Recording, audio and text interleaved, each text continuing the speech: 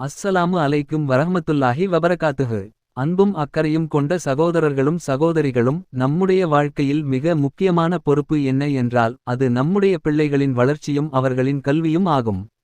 இன்றைய காலத்தில் பல தாய்மார்கள் தந்தையர்கள் ஒரே ஒரு கேள்வியோடு வருகின்றார்கள்: எங்கள் பிள்ளைகளுக்கு படிப்பில் ஆர்வம் எப்படி வரச் செய்வது, அவர்கள் கல்வியை விரும்பி கற்க எப்படி உதவுவது என்று கேட்கிறார்கள். இது ஒரு சாதாரண கேள்வி அல்ல, ஒரு உம்மத்தின் எதிர்காலத்தைப் பற்றிய ஆழமான கவலை.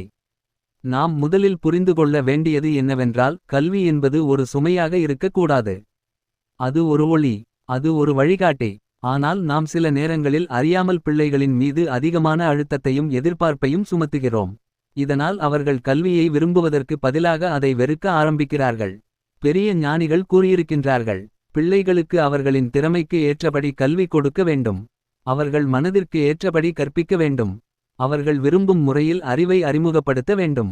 அதுவே அவர்களின் மனதில் கல்விக்கான காதலை உருவாக்கும். அன்பானவர்களே, நாம் முயற்சி செய்ய வேண்டியது இரண்டே விஷயங்கள்: ஒன்று சரியான முறையில் வளர்ப்பு, மற்றொன்று அல்லாஹ்விடம் உதவி கேட்பது.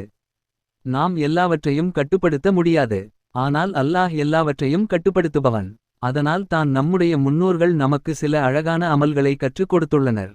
அவற்றில் ஒன்று மிகவும் எளிமையானது, ஆனால் மிக பெரிய பலனை தரக்கூடியது. அது என்னவென்றால், ஷுரா ஆல் இம்ரான் 83வது ஆயத்தை அடிப்படையாக கொண்ட ஒரு வஜீபா. அந்த ஆயத் என்ன? أفغير دين الله يبغون وله أسلم من في السماوات والأرض طوعا وككرها وإليه يرجعون. أفغير دين الله يبغون وله أسلم من في السماوات والأرض طوعا وككرها وإليه يرجعون. இந்த ஆயத்தை ஒரு பெற்றோர் தங்கள் பிள்ளையின் நெற்றி முடியை மெதுவாக பிடித்து 7 முறை ஓத வேண்டும். எந்த நேரத்திலும் இதை செய்யலாம். ஆனால் ஓதும் போது கவனத்துடன் மனதார அல்லாஹ்விடம் வேண்டிக்கொண்டு ஓத வேண்டும். ஓதிய பிறகு உடனே அந்த பிள்ளையின் முகத்தில் மெதுவாக ஊத வேண்டும். இது ஒரு சாதாரண செயல் அல்ல, இது அல்லாவின் வார்த்தைகளின் மூலம் செய்யப்படும் ஒரு துஆ. இந்த அமலை தொடர்ந்து 21 நாட்கள் செய்ய வேண்டும். இடையில் தவறாமல் செய்ய வேண்டும். தொழக்கூடாத நாட்களில் தொழக்கூடியவர்கள் மூலம் செய்து கொள்ளலாம். இந்த அமலின் நோக்கம் என்ன? அது அல்லாஹ்விடம் உதவி கேட்பது.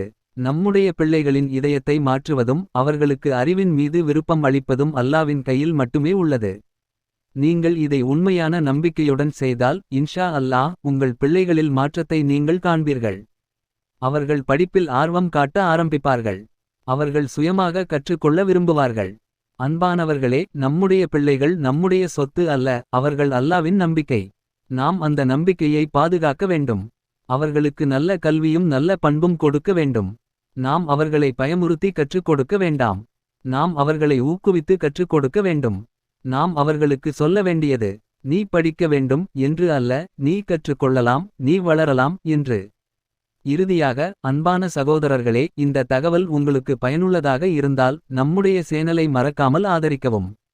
நம்முடைய சேனலை சப்ஸ்கிரைப் செய்யுங்கள். இந்த வீடியோ பிடித்திருந்தால் லைக் செய்யுங்கள். இதை உங்கள் நண்பர்கள் மற்றும் உறவினர்களுக்கும் ஷேர் செய்யுங்கள். அல்லாஹ் நம்மையும் நம்முடைய பிள்ளைகளையும் நல்ல வழியில் நடத்துவானாக.